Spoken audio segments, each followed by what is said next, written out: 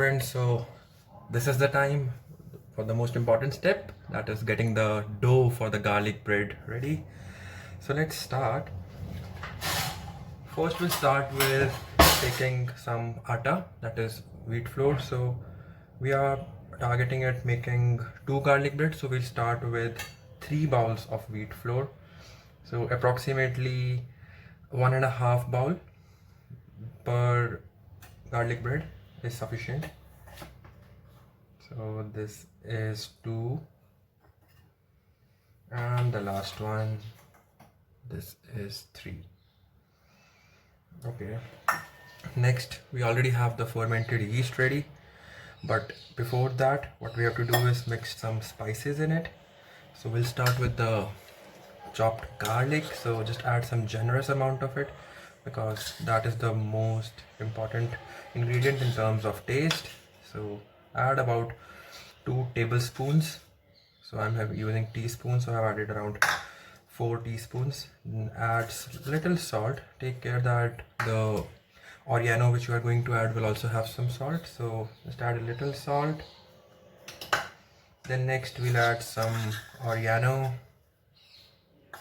and some more, so about 1 tablespoon of oregano and about a tablespoon of chili flakes and some black pepper. So just to make it a bit more spicy. Before we go ahead, let's just mix all these ingredients well.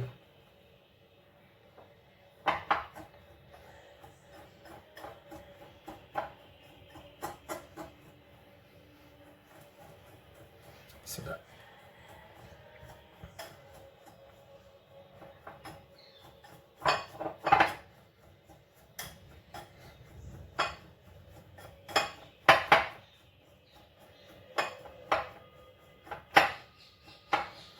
guys, it seems like all the ingredients are mixed in.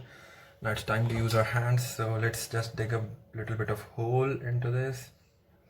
First we'll pour the fermented yeast. You can see how beautifully the yeast has risen, so let's just pour all of it.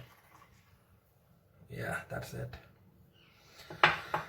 And we have melted butter. I'm using Amul butter here. Just a little of it we'll add. We'll add more at a later stage if required to adjust the consistency of the dough. And then slowly start mixing the dough.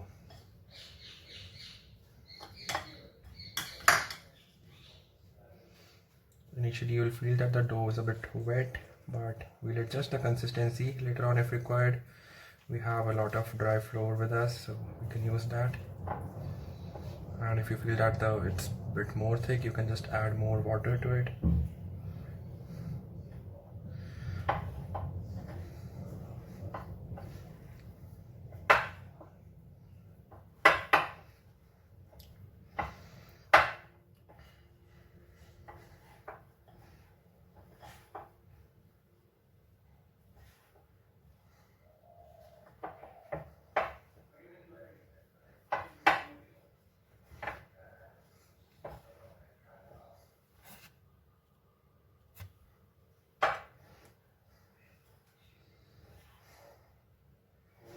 I guess we can add some more butter here. Yeah, that's it.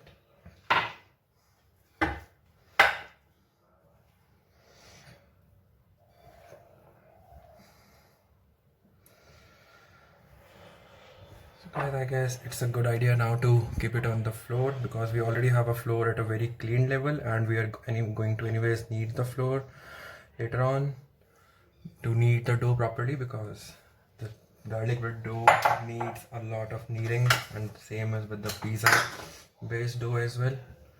So we'll do this on the floor now.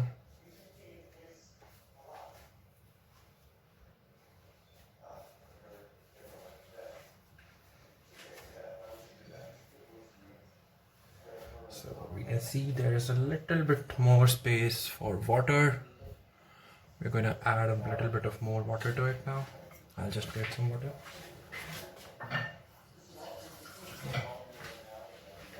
Not very much, just a little bit, so that it all binds together.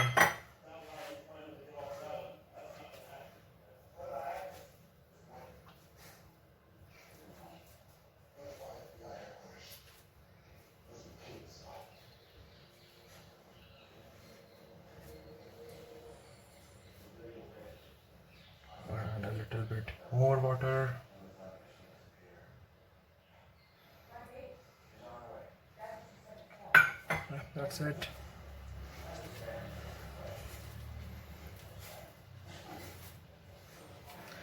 You see, soon in some time all these flour particles will stick to each other. Yeah.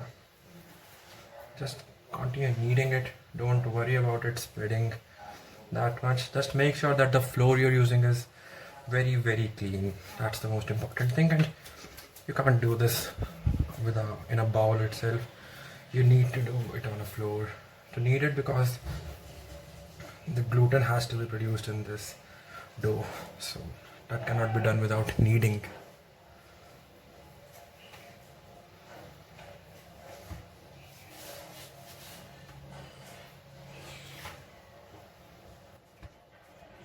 So you see how it all went up.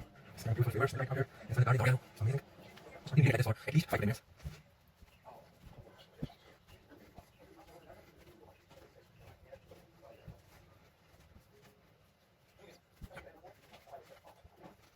A little bit hard work, but we have to do that to enjoy the real soft and crispy on the bread.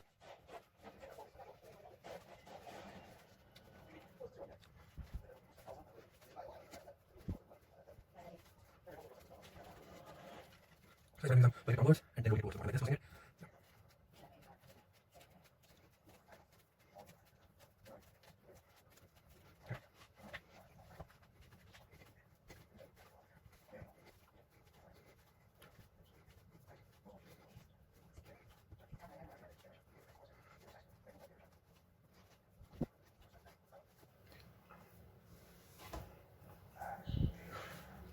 So guys, now you can just feel the fine consistency of the dough, and you'll get to know it's kind of ready and it's been kneaded well. So right now we can just bind it a bit, close all the open holes with our hand.